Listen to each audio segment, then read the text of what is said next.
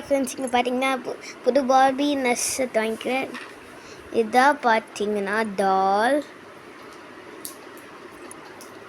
இதான் பார்த்தீங்கன்னா அதில் வந்து நாய்க்குட்டி, அதுக்கண்டு ஒரு வீராட்டம் நாய்க்குட்டிக்கு. பார்த்தீங்கன்னா அதோட ஸ்டெத்தஸ்கோப்,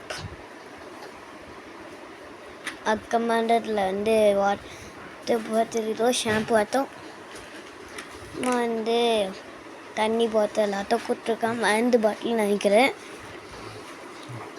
அந்த மில்க் பாட்டில்,